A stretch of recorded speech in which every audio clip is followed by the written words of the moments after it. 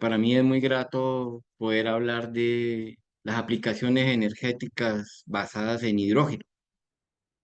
Es un tema muy necesario y a la vez de actualidad. Entonces, a todos los que nos están escuchando, pues nos alegra poder compartir la información que tenemos. Básicamente yo voy a hablar de la demanda global de energía muy rápidamente, el sistema en el cual yo soy especialista, que es la celda de combustible, qué combustibles y materiales se usan, cómo fabricar los módulos, las aplicaciones, desafíos. Muy importante es quién necesita esta tecnología y a quién va dirigida la formación del curso que María Eugenia pues, nos estaba comentando. La producción de energía es uno de los usos del hidrógeno, ¿sí? Pero también se usa en craqueo catalítico para las moléculas orgánicas muy pesadas, pues romperlas, por decirlo así, y tener un material orgánico mucho más liviano. Se usa también en procesos de control de calidad, por ejemplo, en todos los cromatógrafos de gases que usan hidrógeno como agente reductor en química y en otros procesos industriales. Entonces, el hidrógeno no es ajeno a nosotros hace rato. La producción de energía tampoco. En Latinoamérica es un tema, digamos, menos conocido, pero que ya se viene trabajando también en algunos grupos de investigación y en aplicaciones hace 1 o 2 décadas. La demanda global de energía bajó pues a raíz de la pandemia. Digamos, ese aislamiento por el que pasamos pues tuvo un impacto radical en la industria, pero en 2022, digamos, ya hubo, digamos, nuevamente un aumento de la demanda. Estos son datos del Foro Económico Mundial. Sin embargo, lo que fue el uso de combustibles fósiles y de carbón, el aumento por su uso también se dio. Nosotros vemos lo que son energías renovables, eh, acá en la parte, digamos, la parte de arriba, el porcentaje que realmente se requiere o se utiliza es un porcentaje muy bajo, ¿no? De las energías renovables comparativamente con las otras, ¿no? El hidrógeno es un vector energético, ¿no? Entonces se puede producir sin huella de carbono, tiene aplicaciones diversas estacionarias, en transporte, en dispositivos portátiles. La densidad energética es alta, comparable con la de la gasolina, es menor, pero pues se puede utilizar y es un sistema de potencia limpia. Ahora vamos a ver cuando yo les explique cómo funciona la celda. Se puede producir, hay varios sistemas, uno la electrólisis de agua, otro los sistemas fotovoltaicos y por reformado de hidrocarburos o de alcoholes. Por electrólisis esto lo puede hacer uno inclusive con los niños de primaria, coloca 2 electrodos, 2 barritas de carbono con agua, coloca unas goticas de limón, un poco de sal, conecta a una pila y se produce hidrógeno, ¿sí? El asunto a nivel comercial son los costos, ¿sí? De eso vamos a hablar más adelante. La producción de hidrógeno también se puede realizar utilizando sistemas fotovoltaicos donde, digamos, la diferencia de potencial que se genera allí digamos, se aplica a electrodos y se puede producir entonces a partir del agua la producción de hidrógeno, ¿sí? Y el tercer sistema es el reformado de hidrocarburos, ¿no? Entonces, el gas o digamos el alcohol entra a un reactor donde hay unos catalizadores con metales, ¿sí? Y con agua, y la transformación química genera CO2, hidrógeno. Aquí no aparece en la transparencia una pequeña cantidad de monóxido de carbono que en un tiempo era el veneno para la celda de combustible de hidrógeno, ¿sí? Entonces, yo lo que he colocado aquí son algunas referencias, como ustedes van a tener acceso al video, entonces hay algunos reviews recientes que los puedan orientar si tienen interés en estos temas. Ahora, ¿cuáles son los problemas de la producción de hidrógeno por electrólisis? Los materiales, el platino es el mejor, pero es muy costoso. Hace unos 4 o 5 años publicaron unos trabajos con otro tipo de metales que, digamos, cuando uno analiza los costos, tornaron nuevamente atractivo la producción de hidrógeno con metales. El costo se ve también en lo que se llama en electroquímica el sobrepotencial para la producción, que al final termina siendo no solo el costo del material del electrodo, como el requerimiento energético para poder producir el hidrógeno a partir del agua. Eso ha disminuido. Aquí hay un review reciente de Kumar, él es de 2022, sobre la reacción de producción de hidrógeno, en inglés es evolución, para nosotros es formación, y los materiales catalíticos. Ahora hablemos de cómo utilizamos el hidrógeno en la producción de energía. Uno coloca dos electrodos en el agua, aplica una diferencia de potencial, ¿sí? Y a partir del agua, el agua se rompe y se obtiene hidrógeno y oxígeno. Ustedes ven que hay una mayor cantidad de hidrógeno acá que la de oxígeno, es el doble porque la cantidad de hidrógeno que se necesita es el doble. Esa es una reacción que necesita energía. Si nosotros miramos la reacción al revés, la miramos en sentido opuesto, entonces, a partir de hidrógeno y de oxígeno vamos a producir agua y corriente. Si la electrólisis no es espontánea, la reacción en la celda de combustible sí lo es. Entonces, el hidrógeno entra a la celda, llega a uno de los electrodos donde el material es activo catalíticamente, el hidrógeno se rompe, los protones cruzan hacia el otro electrodo a través del electrolito, ¿sí? Y los electrones van por un circuito externo hacia el otro electrodo. Ese otro electrodo es alimentado con oxígeno o con oxígeno del aire, toma los protones y los electrones y produce agua. Entonces, no hay óxidos de azufre, no hay óxidos de nitrógeno, no hay generación de partículas, no hay piezas móviles.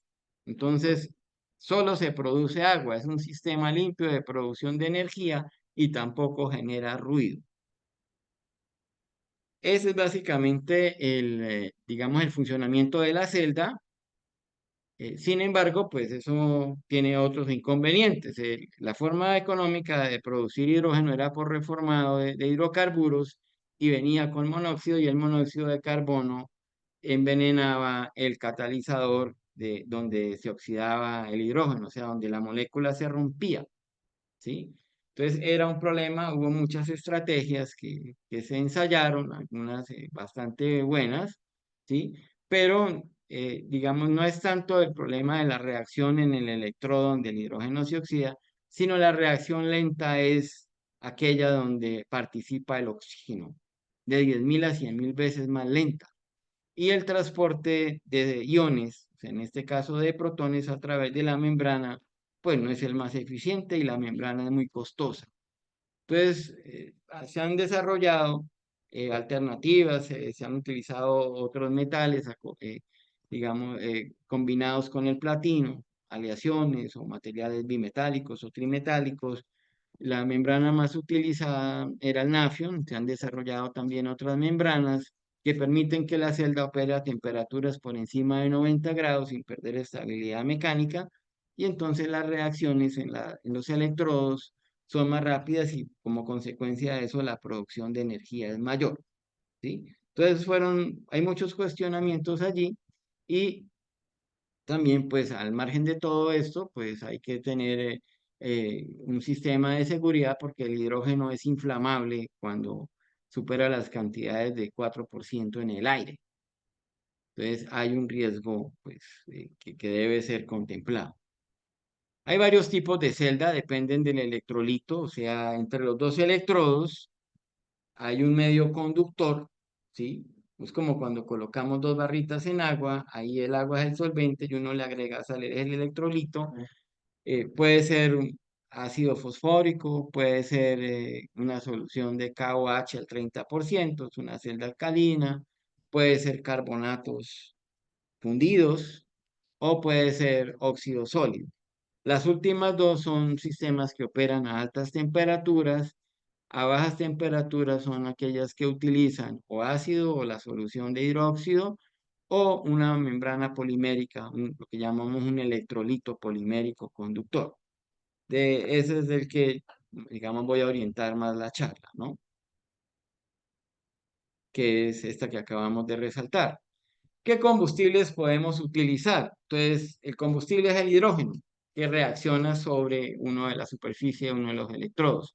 Pero también se puede usar metanol y etanol. Si ustedes miran, la densidad energética es comparable con la de la gasolina, solo que la reacción de oxidación de hidrógeno, oxidación quiere decir que libera electrones, ¿sí? Es mucho más rápida que la oxidación del metanol o que el etanol. En estas últimas dos se liberan más electrones, pero no son liberaciones instantáneas. Hay varias etapas, hay etapas muy lentas, entonces al final la velocidad aquí es mucho mayor. Ese es el atractivo. También se puede usar materia orgánica y el catalizador en lugar de ser un metal es la enzima de las bacterias que tenemos en el medio, pero eso es tema de otra charla. Entonces vamos a hablar hoy del hidrógeno. La, el medio electrolítico, o sea, lo que hay entre los dos electrodos puede ser ácido, las membranas algunas son ácidas, otras son alcalinas también, cuando es un polímero, o medio alcalino y son dos reacciones que son rápidas, ¿sí? ¿Qué aplicaciones tienen estos sistemas? El sistema de potencia del programa de las naves del programa Gemini y Apolo fueron las celdas de combustible, el módulo del transbordador espacial fueron las celdas de combustible y las estaciones espaciales también. Esta es una imagen de 2011 de Paolo Nespo, de la nave Soyuz. Eh, no quiere decir que sea el único sistema de potencia. Si ustedes ven aquí, tenemos los paneles solares, de los cuales también se alimenta la estación. ¿Qué otras aplicaciones hay? Ustedes vieron dos electrodos y un electrolito, pero podemos tener un módulo construido a partir de ese primer sándwich, llamémoslo así, y tener un módulo que genere potencia para un hospital, para un condominio, para un edificio bastante grande con megavatios, ¿sí? De potencia, ¿sí? Podemos tener aplicaciones vehiculares, 5 kilovatios, por ejemplo, para un vehículo de estos, para un computador o para sistemas portátiles. Estos sistemas portátiles pueden utilizar alcoholes, que son desarrollos que particularmente yo tengo experiencia. Entonces las aplicaciones son diversas, en transporte, en módulos estacionarios, dispositivos portátiles. Los materiales que se usan para los electrodos, lo mejor que hay es el platino. El problema es que las reservas son limitadas y es costoso. En el caso del hidrógeno, cuando venía contaminado, se combinaba con rutenio. Y cuando usábamos alcoholes, encontramos que la combinación de platino-rutenio era la mejor para metanol y platino-estaño era para etanol, ¿sí? Y resultaba que el alcohol cruzaba al otro electrodo donde el oxígeno se reduce y generaba las dos reacciones se daban en el segundo electrodo, la reducción de oxígeno y la oxidación del alcohol, entonces la eficiencia del sistema caía. Entonces se utilizó en el cátodo, que también utiliza platino, el cobalto, ¿sí? Hoy en día hay otras alternativas, se han utilizado las membranas alcalinas que no permiten que los iones pasen de izquierda a derecha, sino de derecha a izquierda. Entonces el cátodo no se afecta, que es el electrodo donde reacciona el oxígeno. Esos metales, se preparan los nanomateriales del metal y se depositan sobre soportes de carbono. Entonces hay una diversidad de materiales, de nanopartículas de carbono, nanotubos, nanocebollas, nanofibras, nano lo que ustedes quieran y sobre ellos se puede depositar el metal que es el catalizador, ¿sí? Para obtener, por ejemplo, una imagen de estas que nos muestra, la nanopartícula son los punticos oscuros, el soporte en este caso es Vulcan, es el material de carbono. Es un trabajo que publicamos en 2004, donde la distribución del nanomaterial era bastante uniforme. El electrolito, este es el nafium, es un material, es un polímero fabricado por DuPont, se ha utilizado mucho en las celdas de membrana. El problema es que es costoso, era más o menos el 30% del costo de la celda, más de $1.000 el metro cuadrado de membrana. Entonces, ¿qué se han hecho? Hay otro tipo de polímeros, de membranas poliméricas que sirven como electrolitos y se ha trabajado en el desarrollo de membranas que tengan estabilidad térmica por encima de 90, de 100 grados. El nafion pierde estabilidad mecánica a 114 grados. Entonces, ¿qué sucede? Eh, También en el caso de alcoholes se combinaba el nafion o se prepararon membranas con materiales, por ejemplo, como el quitosano, con el polibenzilimidazol, ¿sí? Como el ABPBI, ¿sí? Para contrarrestar el paso de alcohol hacia el cátodo. Era una de las estrategias. Pero digamos que el nafion siempre es una referencia. La tendencia hoy en día es a trabajar con membranas que sean más estables o combinar el nafion con otros para conseguir mayor estabilidad térmica. Esta es una imagen de la membrana de nafion y estas son unas membranas que nosotros preparamos con algunos de mis estudiantes con quitosano, polialcohol polivinílico o con polibenzilimidazol, ¿no? Eso lo presentamos en un evento que hubo de la Sociedad Internacional en Praga, Sociedad Internacional de Electroquímica. Ahora, también la alimentación del gas o del alcohol en forma líquida, pues requiere de unos canales de alimentación que prensan la celda, ¿no? La celda es los dos electrodos y la membrana. Entonces, a veces los canales tienen ángulos, eso disminuye la presión cuando se alimenta con gas o con líquido, o tienen unas, digamos, unas curvas acá para que la caída de presión no sea tanta. Pueden ser, pues, estas estructuras pueden ser fabricadas en metal o en carbón, ¿sí? Y la producción en serie, digamos, cómo se fabrica el ensamble membrana electrodos. Entonces, lo que uno hace es, tiene una película de material de carbono, sobre ella se deposita el metal. Nosotros lo hacíamos pintando con un pincel y créanme que es bastante reproducible, ¿sí? Hay un sistema en el que ustedes preparan una tinta y la esparcen con un aerosol, ¿sí? Y ya hoy en día hay las máquinas de serigrafía, ustedes preparan la tinta y ella dispersa sobre la superficie del material, del tejido de carbono, por ejemplo, dispersa la cantidad de catalizador en la concentración que uno quiere depositarlo. Eso se llama la carga y es cuánto metal por centímetro cuadrado uno está depositando. Entonces uno prensa, ya les explico cómo. Aquí tengo uno de los electrodos, una capa con material de carbono y aquí tengo el catalizador. Del otro lado tengo el material de carbono nanoparticulado y aquí tengo el metal sobre el material de carbono y en la mitad tengo la membrana de nafium, que es esta aquí. Esta tiene 50 micras de espesor. Esta es la capa catalítica y esto es lo que se conoce como la capa difusora. ¿Sí? Estas realmente son las fibras del tejido sobre el cual uno, uno filtra el material de carbono y el material catalítico o la capa catalítica se deposita por diferentes métodos sobre la capa difusora. Esa imagen es de un amigo mío, era el técnico del Instituto de Química de San Carlos, y él fue el que hizo esta imagen y nosotros siempre la usábamos. Esta imagen también es de él, entonces tenemos el ensamble membrana de electrodos, que realmente es la celda.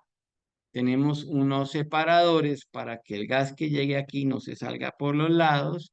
El gas se inyecta externamente, recorre los canales y por difusión llega a la capa difusora y luego a la catalítica donde reacciona. ¿Sí? Estos son láminas de grafito que se pueden labrar. Uno puede hacer el diseño, esto es acero inoxidable, ¿sí? Láminas de acero inoxidable y uno podía controlar la temperatura con unas resistencias. Es una imagen, digamos, que ya didácticamente me parece que es buena. Y la pregunta aquí es, ¿cuáles son las ventajas de este sistema? Son más eficientes que de otros dispositivos. Ustedes ven aquí, la celda de combustible es más eficiente que los motores a diésel, las turbinas de gas, los otro tipo de motores, ¿sí? No tiene partes móviles porque uno puede ensamblar, llamémoslo así, los sándwiches. Cada celda la puede ensamblar. Entonces es silenciosa. Hay un beneficio que es la ausencia de ruido. Ustedes vieron que no se producen otro tipo de sustancias si se utiliza hidrógeno puro, ¿sí? Entonces, si se utiliza alcohol o se utiliza, por ejemplo, metano para producir hidrógeno, pues las emisiones van a ser de CO2 una pequeña cantidad, entonces van a ser bajas o nulas. Es un sistema modular, entonces uno puede tener una unidad de 10 vatios, de 1000, de 1 giga, de megavatios, ¿sí? Dependiendo de la necesidad, y eso genera diversidad de aplicaciones. ¿Cuál es la eficiencia del dispositivo? Para los que han visto cursos de termodinámica o trabajan con máquinas, las máquinas de vapor siguen lo que es el ciclo de Carnot en termodinámica y la eficiencia de las máquinas es 1 menos la temperatura baja sobre la temperatura alta. Aquí tenemos una imagen donde en la medida que la temperatura alta aumenta, o sea, la del motor, sería la temperatura alta, y la temperatura baja al ambiente, pues la eficiencia de la máquina aumenta. La celda de combustible, en un intervalo de temperaturas muy amplio, tiene una eficiencia superior, entre otras porque no sigue el ciclo de Carnot. Entonces, si pensamos en una temperatura de 25 grados, ¿sí? Para temperatura ambiente y una temperatura del motor de 100 grados, la eficiencia del motor de un vehículo es apenas el 20%, ¿sí? Usted puede comprar un carro más caro, pero la eficiencia no va a aumentar al 60%, ¿sí? Aumenta su comodidad, mas no necesariamente mejora drásticamente la eficiencia del motor. ¿En qué se trabaja hoy en día? Que es lo mismo que se trabajaba hace rato, en las reacciones electrónicas, no necesariamente en mejorar la rapidez, por ejemplo, de la oxidación del hidrógeno, que es instantánea, ¿sí? Sino en tratar de usar menores cantidades. Eso ya era un desafío hace 20 años, pasar de 0,4 miligramos a 0,01 miligramos de platino. La mayor cantidad de platino de los electrodos no se usa, ¿sí? Y la reducción de oxígeno, trabajar para que fuera más rápido. Eso se ha mejorado con el aumento de temperatura. Lo otro es trabajar con metales que no sean platino, ¿sí?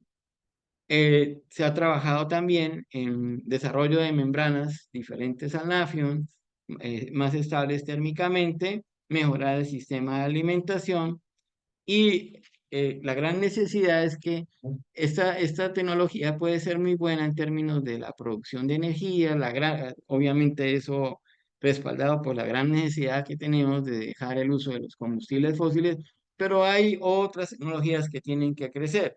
La producción de hidrógeno tiene que ser necesaria para las necesidades de un país, un continente, ¿sí? El transporte, tenemos que tener una red de tuberías, ¿sí? Y el almacenamiento, ¿sí? Y adicionalmente, pues si vamos a usar alcoholes, pues para ellos también, ¿sí? Y el acople a todos los dispositivos electrónicos. ¿Sí? Yo puedo tener un sistema para un celular, pero si la compañía de celulares quiere seguir trabajando con baterías, pues es una política de esa empresa y no puedo hacer nada. ¿Qué desafíos? La producción nacional de hidrógeno, esto es lo que les comentaba, la instalación de redes, la producción de los combustibles, el desarrollo de sistemas de suministro, desarrollo nacional, necesitamos autonomía, ¿sí? En materiales y sistemas, y la inclusión, en el caso de Colombia, en el marco legal.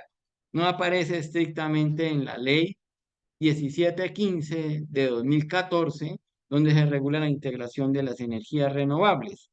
Entonces, no aparecen las celdas de combustible, pero mencionan que otras fuentes pueden ser consideradas según lo determine la unidad de planeación minero-energética. Hay un paper en Nature en 2010 donde habla de los desafíos o los requerimientos para las aplicaciones vehiculares y es lo que les estaba mencionando. Necesitan producción de hidrógeno, infraestructura de distribución, trabajar en el tanque que irá en el vehículo y el desarrollo de la celda con la que va a operar el vehículo. Este fue el primer vehículo, imagínense que no se cumplían esas condiciones, pero fue el primero que se construyó, me parece que es un primer paso fascinante para este desarrollo. Luego ya los tanques van en la parte posterior, la celda va prácticamente debajo de las sillas del conductor, ¿sí? Y hay toda una serie de sistemas en la parte delantera, ¿sí? Estos son algunos de los vehículos. A mí me gusta la imagen de la izquierda, arriba, aunque ese era un modelo de 2008. En 2019 estos eran los dos vehículos más eficientes, uno de la Toyota y un BMW. El año pasado Toyota publicó un video sobre la eficiencia de un vehículo y muestra los notables desarrollos que ellos tienen para el uso de vehículos con celdas de combustible de hidrógeno. Aquí tenemos algunos datos, ¿sí? De millas por kilogramo. Entonces, para vehículos de Honda, de Hyundai y de Toyota, entonces tenemos 66 millas por kilogramo, que algunos, digamos, estos de la Hyundai tienen menor número de millas recorridas por kilogramo, pero en general es un promedio que es cercano, ¿sí? Los valores son cercanos. Entonces hay digamos, yo estoy convencido que los vehículos muy pronto van a ganar. La tecnología de celdas de combustible es la que realmente se va a imponer, como se ha predicho hace mucho tiempo. Hay otros medios de transporte que utilizan también hidrógeno, no solamente los vehículos o los buses, sino también las motos, aviones ya hay construidos con esta tecnología. En el caso del transporte de pasajeros, los tanques de hidrógeno van en la parte superior por riesgo de colisión, solo que la velocidad del hidrógeno es tan rápida que no hay explosión. Y la unidad de celdas va en la parte posterior. Esta es una imagen reciente a mí me gusta la página europea del programa de hidrógeno, la saqué de acá. Este es el programa brasilero que arrancó en 2008, estaba proyectado para arrancar en 2001. Utiliza los buses de marca Marco Polo, se involucraron. Hay toda una serie de empresas, Petrobras, está la Ballard, que es una compañía canadiense. Bueno, ellos fueron los que iniciaron el primer programa en Canadá, en Vancouver, en Chicago, hasta donde yo sé fue el primer programa de buses. Esa compañía fue comprada después por Daimler Chrysler, ¿sí? Pero la marca Ballard continuó. Entonces, los buses del programa brasilero son de Ballard, ¿sí? Tienen una potencia, rango de 300 kilómetros y operan con las mismas, digamos, similar a los otros buses que utilizan diésel o gasolina, ¿sí? Entonces, aquí hay digamos, lo interesante acá es que este es un proyecto que involucra muchas instituciones, es una decisión de país, ¿sí? Reemplazar los buses que generaban partículas y contaminaban la ciudad, particularmente de San Pablo, y extenderlo a las otras ciudades por buses que utilizan energía y no contaminan, ¿sí? Y en el mundo hay diferentes programas. ¿Cuál es el panorama latinoamericano en celdas? Porque en Europa, digamos, Europa hay toda una red de hidrógeno, hay una red, en España hay diferentes grupos, producen celdas, en Francia, en Alemania, en todo lo que es la zona escandinava, ¿sí? Entonces, en Estados Unidos hay muchos desarrollos ya en Canadá, en Japón. En Latinoamérica hay grupos que han desarrollado investigación y que han construido módulos y el programa brasilero arrancó en San Pablo, en Río también había un bus, ¿sí? En Argentina hay grupos que también han trabajado en estos desarrollos.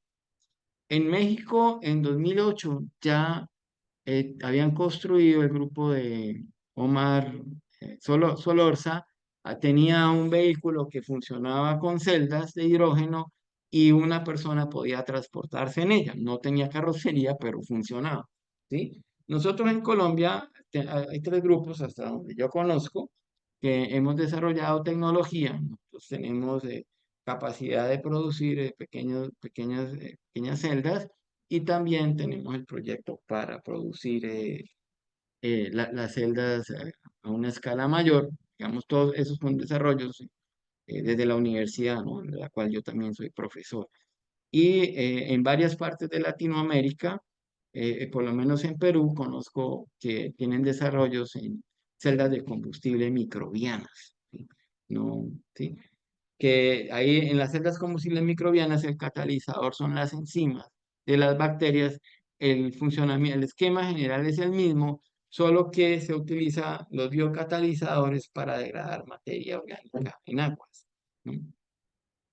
¿Qué eventos hay relacionados? ¿Cuál es el panorama del uso del hidrógeno? A nivel global, ahorita en junio hay un evento en Cancún. Sí, y es un programa bien interesante. Yo les traigo acá, digamos, el cartaz de propaganda, ¿sí? Digamos, van a tocar diferentes temas, lo que es producción de hidrógeno, lo que es catalizadores, membranas, aplicaciones en transporte, otros tipos de aplicaciones, ¿sí? ¿Qué necesidades hay para expandir esa tecnología? Esto es reciente, relativamente, era el programa americano en un periodo de 4 años. Ellos son muy organizados, entonces acá tenían una serie de proyectos donde principalmente era la celda de combustible, el sistema dominante, pero eran buses híbridos. Estos de azulitos acá eran buses híbridos donde el sistema de producción de energía eran baterías, sistema dominante, y este ya era un bus híbrido que utiliza diésel y celdas. Entonces, hay una gran inversión en aplicaciones vehiculares y no estoy diciendo que en las otras no lo haya, ¿sí? Yo estuve buscando y desafortunadamente nos perdimos en abril. Se dio un evento específicamente de buses eléctricos, ¿sí? Fue reciente y la semana que viene hay un evento en Rotterdam sobre hidrógeno a nivel global. Pienso que hay una gran necesidad por la transición energética. No, claro, en todo el mundo ya hay programas en Europa, en Rusia, China, Japón, Norteamérica, pero nosotros como latinos estamos un poco quedados. Sí, falta más una divulgación y una inversión en el uso del hidrógeno para la producción de energía. Aquí la pregunta es, ¿a quién necesita de esta energía? Los centros médicos. Las unidades de cuidado intensivo no se pueden apagar. La celda de combustible, por lo menos la de membrana polimérica y las otras, no pueden dejar de funcionar. ¿Sí? Entonces, si ella falla, realmente lo que sucede es que la cantidad de energía que produce comienza a disminuir lentamente y uno puede entrar a corregir eso, ¿sí? Una central bancaria, imagínense la cantidad de procesos que no recibiría. Operadores de bases de datos, unidades centrales en informática, unidades de operación continua, las comunidades aisladas en el campo, en la selva, nuestro Pacífico, y no solamente Colombia, sino en toda Latinoamérica, ¿sí? Comunidades en las islas, ¿sí? Una unidad de celdas donde se produzca hidrógeno con el agua del mar podría ser muy interesante que se construyera allí. En el fondo, casi todas las necesidades de energía podrían utilizarse acá con esta tecnología. Ahora, no quiere decir que sea la única que venga a resolver el problema, ¿no? Hay los sistemas eólicos que digamos que son probados, que funcionan, que son necesarios. Está la energía de las mareas, que se puede aprovechar, la energía térmica en la cercanía de los volcanes, ¿sí? La energía solar, que para nosotros en el Ecuador debería ser una prioridad también. Entonces, hay una gran diversidad de aplicaciones, es una tecnología, tiene un potencial, se puede realizar, estamos cerca de las metas para una mayor masificación, entonces creo que es muy interesante que las personas conozcan esto. ¿A quién va dirigido el curso? Obviamente es un curso con un nivel de exigencia técnico, ¿sí? En principio está diseñado para profesionales en química o ingeniería química, en física o ingeniería física, ingeniería de materiales o como mínimo tecnólogos, en el sentido de la parte técnica. Pero, ¿quién es el que decide en una empresa que hay que contratar una persona con un cierto perfil, los de recursos humanos. Entonces, generalmente ellos son los psicólogos o ingenieros industriales. Si no coloqué a alguien más, me disculpo, ¿sí? Entonces, la intención del curso es mostrar un panorama más amplio, una realidad en todas las ventajas que hay, ¿sí? Por lo menos en la parte ambiental hay una disminución de la contaminación en las ciudades y eso se transforma en calidad de vida. Menos personas enfermas por problemas de contaminación. En muchos lugares la contaminación viene es por las emisiones de los vehículos y no de las empresas. Y eso mucha gente no lo sabe. ¿Sí? Y los centros urbanos, las grandes capitales, tienen un problema de contaminación ambiental. Y los días del pico y placa realmente no es que vengan a traer una gran solución. ¿Sí? Entonces, finalmente, les quería comentar ¿qué es lo que tenemos en este momento? Un compromiso ambiental a nivel de todo el planeta por reducir las emisiones, ¿sí? Esa es una necesidad y eso nos lleva a una demanda de energía limpia, de sistemas que no contaminen y que ojalá la diversidad de aplicaciones sea amplia. Esta tecnología la cumple. Para llegar, alcanzar allá necesitamos una necesidad de desarrollo de las naciones, ¿sí? Nosotros necesitamos ser autónomos o por lo menos parcialmente autónomos. Y aparece un mercado amplio de oportunidades, no solo el que va a producir la celda, el que va a fabricar las partes, el que las va a transportar, el que va a extraer los metales, el que va a hacer el mercadeo. Eso en la celda. En producción de hidrógeno hay otro nicho de mercado en transporte, en almacenamiento de hidrógeno, ¿sí? Y eso genera un crecimiento en diferentes sectores para todos los países. A mí me parece que este es el panorama general, ¿sí? Son los grandes potenciales de la transición energética que tenemos ahora en Colombia, pero en Latinoamérica también, ¿sí? En Europa, pues, digamos, ya hay un recorrido mucho mayor, en Europa, en Asia, en Norteamérica, Japón, en fin. Pero estos son los escenarios, ¿sí? Entonces, el curso hablará de la producción de hidrógeno por electrólisis, ¿sí? De las celdas, principalmente las de baja temperatura, de hidrógenos y de alcoholes, materiales y fabricación de las celdas y oportunidades, ¿sí?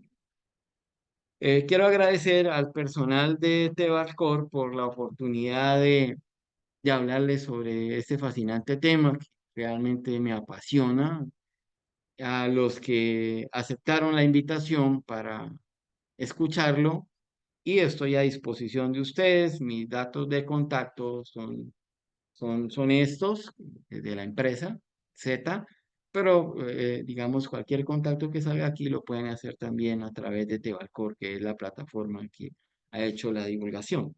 Estoy a disposición de ustedes para eventuales preguntas. No me sé todas las respuestas, ¿sí? Pero pues aquí estamos. Muchísimas gracias, doctor, por esta capacitación. Vamos a pasar a la ronda de preguntas y respuestas. Pueden dejarnos sus comentarios a través del chat o también pedir el derecho de palabra a través del micrófono. Mientras ustedes redactan sus preguntas, yo les voy a compartir pantalla Creo que me para toca. comentarles acerca de la capacitación que está justamente mencionando el doctor William. Para que ustedes puedan obtener más información, lo pueden hacer a través de la plataforma Tor, ingresando al URL tor-request.com, el cual se los voy a dejar en el chat. Pueden ingresar haciendo clic en la esquina superior derecha donde dice iniciar sesión y les van a aparecer dos perfiles, como usuario y como proveedor. Pueden ingresar en el perfil de usuario, registrarse de forma gratuita y van a poder ver todos los cursos y capacitaciones que tenemos disponibles.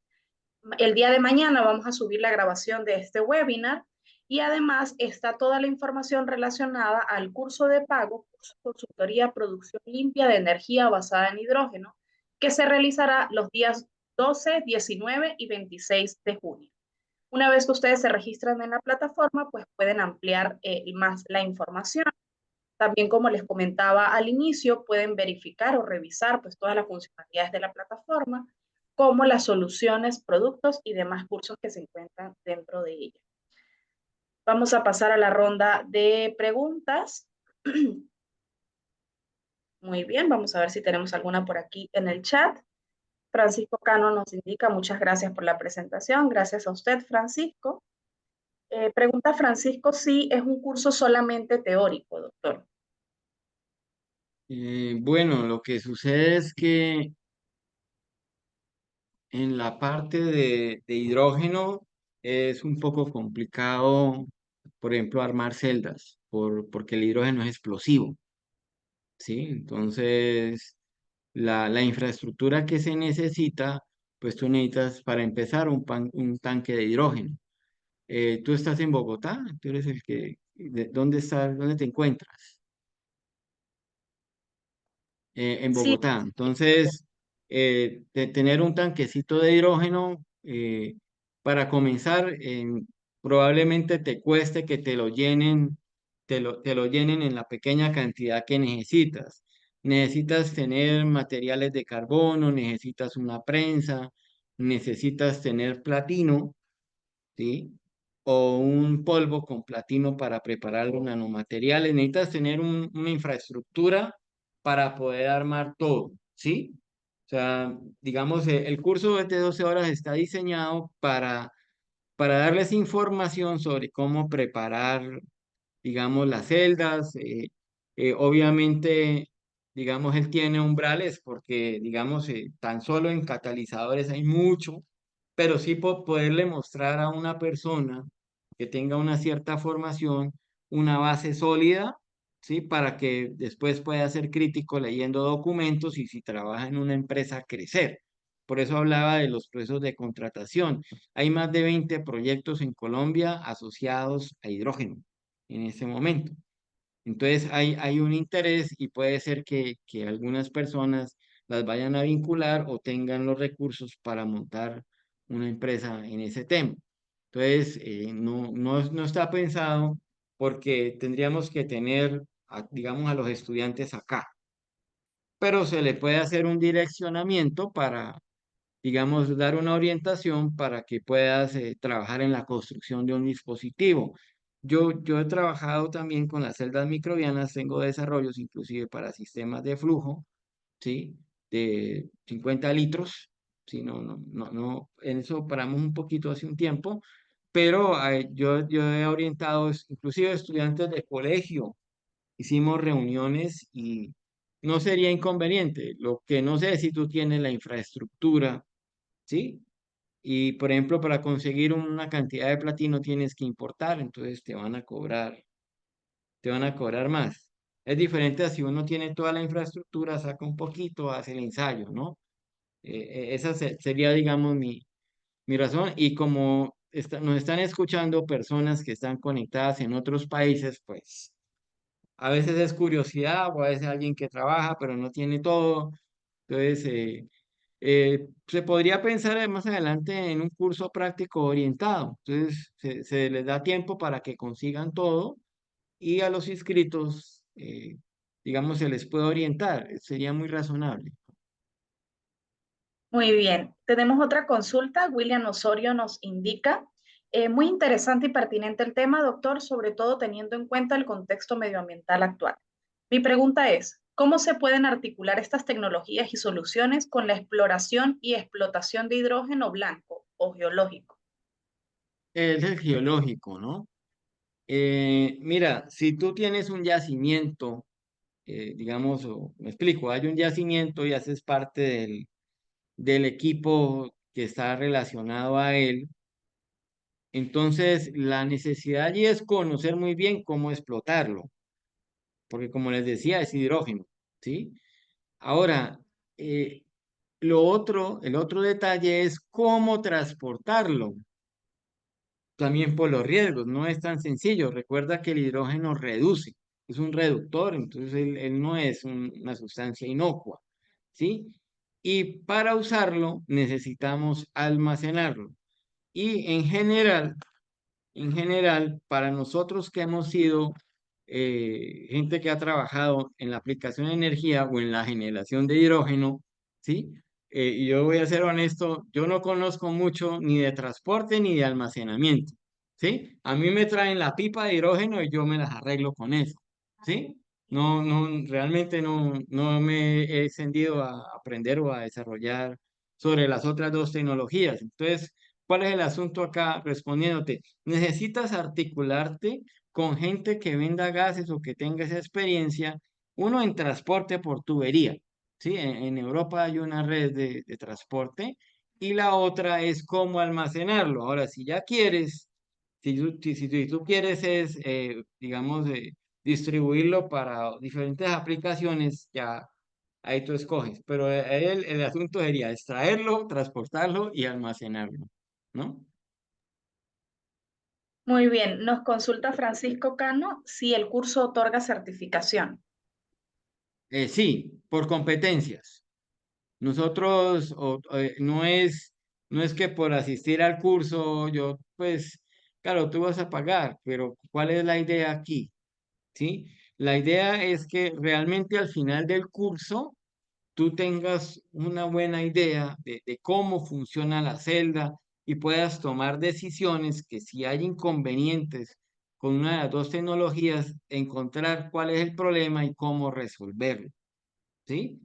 O sea, porque en la celda ocurren muchas situaciones. Entonces, no les mencioné, pero por ejemplo, la membrana tiene que estar húmeda para que pueda funcionar la celda de membrana polimérica, que es la de baja temperatura. Entonces, los gases entran con agua, con vapor de agua, pero se condensan cuando entran el electrodo es poroso. Entonces, hay partecitas del electrodo donde se forma agua y entonces el gas tiene que difundirse por esa cantidad, esa gotica de agua allá adentro y entonces eso reduce la eficiencia de la celda. Entonces, por ejemplo, entonces uno dice, no, ahí tú puedes hacer esto, ¿sí? Primero yo te doy las bases, trabajo primero con tu conocimiento, luego te doy las bases, construimos el conocimiento que se necesita y entonces la evaluación es por competencias, ¿sí? Porque precisamente la intención de nosotros es formarte en la tecnología. Ya de ahí en adelante tú puedes o podemos hacer un segundo curso mucho más específico o lo otro que podrías hacer es tú decir, no, mira, ya tengo la formación, yo soy profesional en esta área, yo voy a leer y entonces comienzas a hacer tus propios desarrollos ya con una orientación muy clara, ¿sí? Pero sí hay una certificación por competencia. Mm. Muy bien, nos consulta Cristian Pedraza. Doctor Mm. William, muchas gracias por la información. ¿Qué consumo eléctrico específico tiene la producción de hidrógeno por electrólisis? Mira, ahorita en este momento no tengo ese dato, ¿sí? No, te lo puedo hacer si tú me escribes a través de Tor, yo te regreso el dato. Lo que sí tengo claro, lo que sí era claro es que por electrólisis no se realizaba con fines comerciales por los costos. Ya creo que ya ese ya no es el problema, pero no tengo ahorita el costo o realmente el consumo también es costo, ¿no? El consumo realmente es de potencia, ¿sí? El consumo de potencia, que es lo que se necesita para producir hidrógeno por electrólisis. Tú me escribes y yo te envío el dato, ¿sí? De hecho, pues ese sería un valor actualizado, ¿no?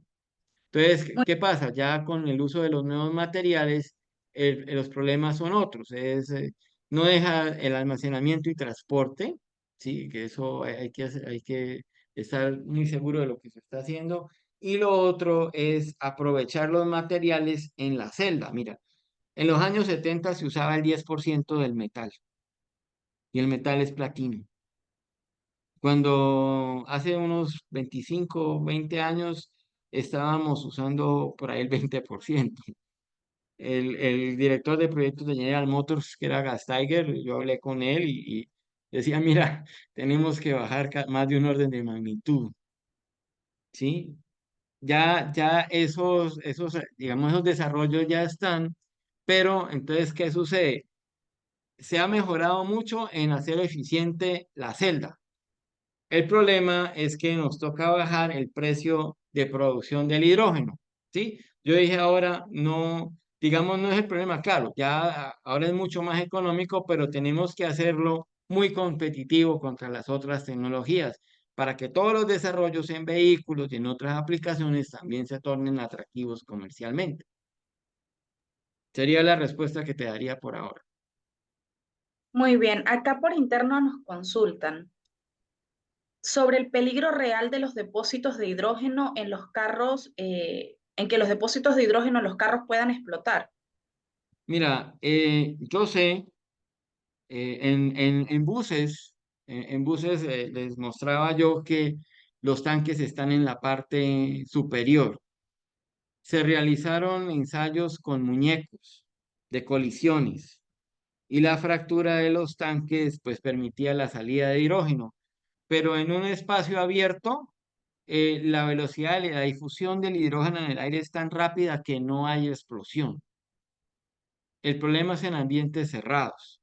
Entonces, por ejemplo, una colisión en un túnel donde no va a haber esa facilidad para extenderse, ahí podría haber un riesgo de explosión.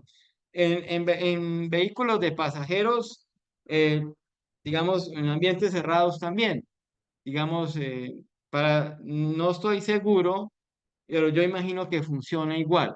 Yo conozco el reporte de los buses, ¿no?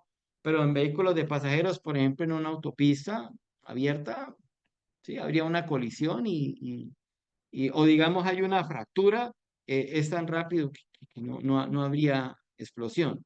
Eso se ha ensayado mucho, ¿sí? Entonces, de hecho, en Estados Unidos hubo un piloto de 100 vehículos en 2008. Sí, ya ahora hay, digamos, hay una cantidad mucho mayor de vehículos en fase demostrativa, piloto y en venta. El problema que hay es el que yo les comentaba.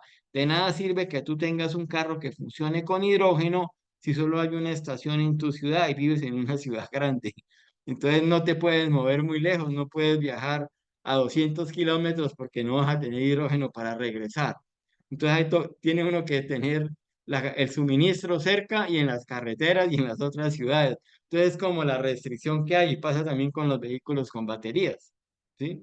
Que uno no se puede desplazar mucho, ¿sí? Muy bien, justamente relacionado con el tema de los vehículos, nos consultan cómo ves la aplicación del hidrógeno en los carros, si lo ve más prometedor que justamente las baterías. Mira, yo, pues obviamente yo soy especialista en eso, entonces yo voy a defender a capa y espada, pero, pero no lo veamos desde allí, ¿no? Los vehículos con baterías también, digamos, son una solución. El problema que hay, a mi manera de ver, ¿sí? Es qué pasa cuando la batería termina su ciclo de vida útil, porque la contaminación no se da solamente allí, sino en la extracción de los componentes, ¿no? Todo el proceso en minería y en las empresas. Acá con la celda de combustible uno dice que es un sistema limpio, pero la extracción de platino también contamina, la membrana de Nafion es muy estable cuando se usa, entonces al final es un residuo sólido que queda y que no se puede aprovechar, ¿sí? Pero yo veo que con las baterías, en mi opinión, puedo estar equivocado, ¿sí? Tal vez la contaminación al final puede ser mayor, sobre todo, por ejemplo, con el litio, aunque es una gran promesa, hay grandes yacimientos acá, si no estoy mal, es en Bolivia, ¿sí? Eh, pero, digamos, en este momento, las que se utilizan son las de litio polímero. Las baterías del futuro son las de metal-aire, que tienen dos órdenes de magnitud de potencia mayores que la de plomo. O sea, si la de plomo tiene 110, las de metal-aire pueden ser 8000, 9000, ¿sí? Las de litio polímero pueden estar en 300, ¿sí? Vatios por kilogramo, cosas de ese estilo. Entonces, es una carrera que hay por el producto final, ¿sí? Hay unos desarrollos gigantescos en baterías, o sobre todo con la parte de nanomateriales.